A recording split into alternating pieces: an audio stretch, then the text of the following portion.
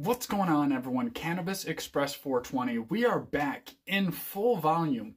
So I want to talk today about a couple things that you might be doing to actually hurt yourself in the germination process, a couple mistakes you may be making, and the good thing about these tips is they're all going to help you with both putting in a soil or soilless medium or the paper towel method, whichever form of germination you would prefer.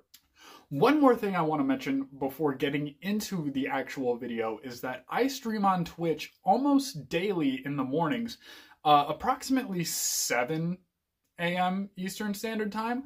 It can vary a little bit if I need to help with the baby or something like that, but usually around 7:30 I will be on. So hit the link in the description, go to my channel page and follow that, and then meet me back here to learn what you are doing wrong in your germination stage. So I would say that the germination stage is actually the second most fragile your plant will ever be at that point. You can't put any pressure on the seed or you will break it and effectively killing it. You can't dry it out once the taproot has come out, because that will effectively kill the root system, which is basically your plant's life force. But it is a lot harder to kill a seed than it is to kill a seedling. Considerably harder, in my opinion. As long as you've handled plants before, you'll pretty much know how to gently handle the seed.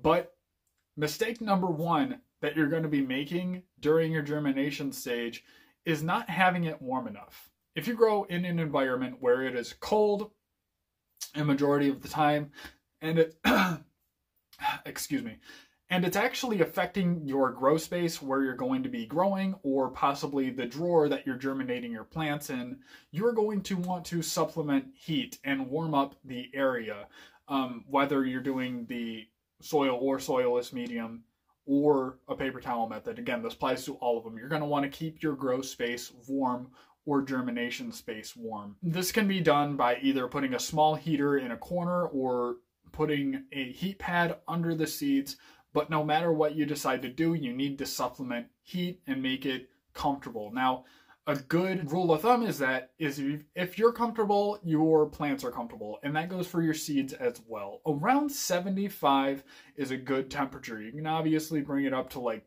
a 78, and be a little warm, or you can bring it down to like a 72, but I wouldn't go under 70. Once you get into the 69s, 65s, you're going to get a little bit too cold for your plants to actually want to grow, or at least grow as quickly. You don't want to stunt your growth either. That is a huge mistake. I actually see that one quite a bit. Number two is actually letting your seed dry out.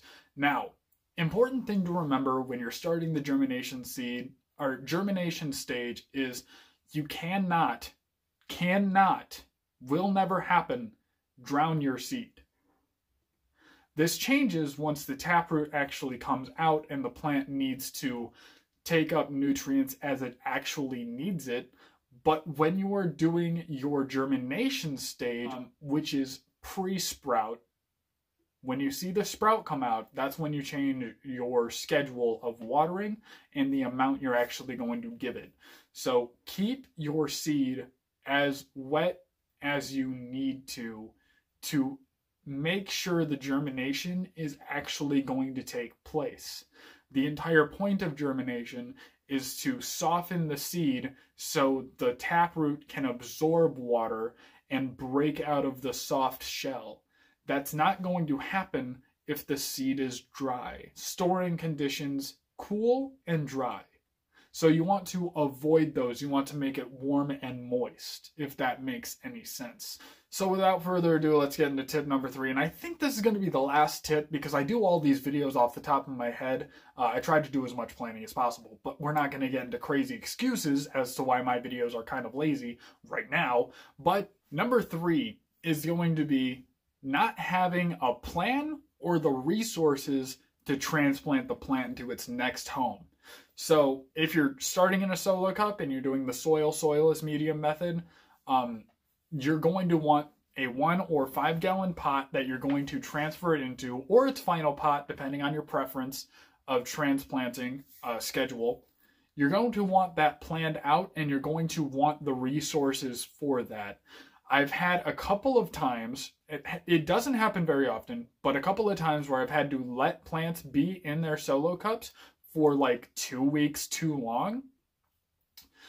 And then their roots are going to be kind of congested and wrapping around the solo cup, which can be remedied. But again, you're going to want a plan to put it into its next home.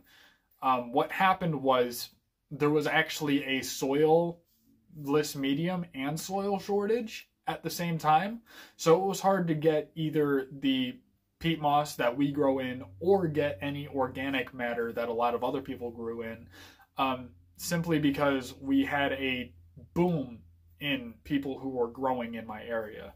So all of those stock got bought up, and we had to wait a couple weeks before we transplanted anything. And unfortunately for me, I had a round of clones that I was growing at the time, and a couple of plants from seed that I really didn't want to see die.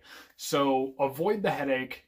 Wait until you have a plan, if you have to start your germination stage, because you do not want those plants without a proper home, because that's going to stunt their growth for days or even weeks. So you're going to want to avoid that altogether.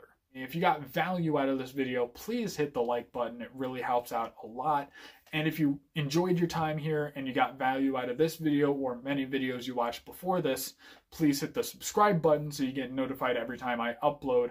I'm going to try uploading 4 times a week, and go check out my Twitch almost daily.